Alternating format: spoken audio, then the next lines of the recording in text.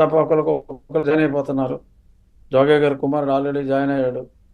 ముద్రగడ గారి కుమారుడు ప్లస్ పెద్ద ఆయన కూడా జాయిన్ అవుతాము. ముద్రగడ గారు కూడా తెలియదు, బట్ ఇందాక టీవీలో చూసా 14వ తారీఖు గిరిగారు, ముద్రగడ గిరిగారు జాయిన్ అవుతున్నారు. బహుశా పద్మనాభం గారు కూడా జాయిన్ అవుతారు అన్నట్టుగా. సో జాయిన్ అవ్వచ్చు, డెఫినెట్గా జాయిన్ అవ్వచ్చు. సార్, ఇప్పుడు ఒక పూర్తి క్లారిటీ వచ్చిందంటారా? ప్రజల పక్షం ఎవరు ఇప్పుడు ఈ కూటమికి సంబంధించి, తర్వాత జగన్మోహన్ రెడ్డి పక్షం ఎవరు అనేది ఒక క్లారిటీ వచ్చేసిందా ప్రజలందరికీ?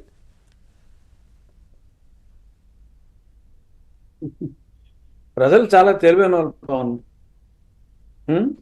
ఎవరు కూడా రాజకీయాల్లో నాయకులు ఒకరినొకడు మోసం చేసుకోవటం సహజం. డెఫినెట్గా నేను గతంలో కూడా మోసపోయా, మళ్ళీ నన్ను మోసం చేయొచ్చు. కానీ ప్రజలను ఎవరు మోసం చేయలేరు. నిజంగా ప్రజల కోసం పనిచేస్తాడు అన్నవాడిని ప్రజలు కూడా మోసం చేయరు. నాకు నాయకులు మోసం చేసిన అంటే కొందరు ప్రజలైతే నాకు మోసం చేస్తారని చెప్పి నేను అనుకోవట్లేదు. సో చూద్దాం, ఏలూరే భారతీయ జనతా పార్టీ తీసుకుంటుంది అన్న. సార్, మీ మాటలను బట్టి ఏదో గట్టిగా ప్రయత్నాలు జరుగుతున్నట్టయితే అనిపిస్తోంది. అంటే వైసీపీ ఏదో ప్రయత్నాలు చేస్తోంది, మీ పైన కుట్రలు చేస్తోంది, ఏదో చేసే ప్రయత్నం చేస్తోంది. వైసీపీ నా మీద కుట్ర చేయటమే పని అండి, ఆడికి ఇంకో పని లేదు. ఎందుకంటే అతడికి నేనే శత్రువుని.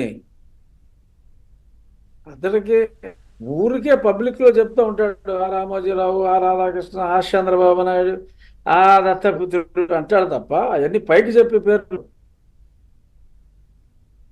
ఏదో ఏదో చెప్తాడు కదా మా ఫ్రెండ్ సాయి కుమార్, అగ్ని అగ్ని ఆ వెనకాల కనపడని ఆ 4వ అగ్ని అని.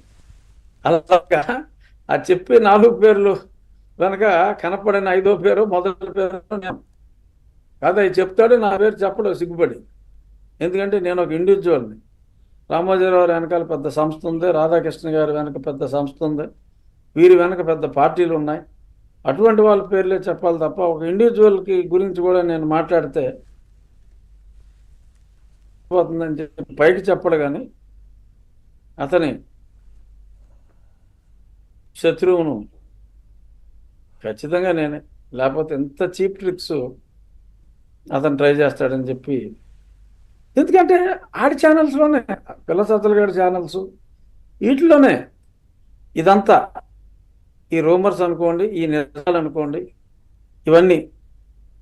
కృష్ణరాజు గారి భార్యకి సీట్ ఇచ్చారు, ప్రభాస్ గారు వచ్చి క్యాంపెయిన్ చేస్తారు, ఇంటింటికి వచ్చి అమ్మమ్మ ఓట్ చేయండి అని చెప్పి ఆయన అడుగుతారు అని చెప్పి ఈ సోషల్ మీడియా క్యాంపెయిన్ అంతా కూడా ఒక స్ట్రక్చర్డ్గా జరుగుతుంది. సో కాబట్టి దీని వెనక మరి గతంలో మరి ఆ పార్టీ అభ్యర్థిగా చాలా ప్రచారం జరిగింది కాబట్టి మరి ఇప్పుడు కూడా అదే ఛానల్స్లో ఇదే ప్రచారం జరుగుతుంది కాబట్టి చూద్దాం. అంటే సార్, భీమవరం నియోజకవర్గంలో మీ సామాజిక వర్గానికి సంబంధించిన వాళ్ళు ఎక్కువగా ఉంటారు, నరసాపురం ఆ ఏరియా అంతా కూడా. సో ఇప్పుడు ప్రభాస్ను ముందు పెట్టి అవన్నీ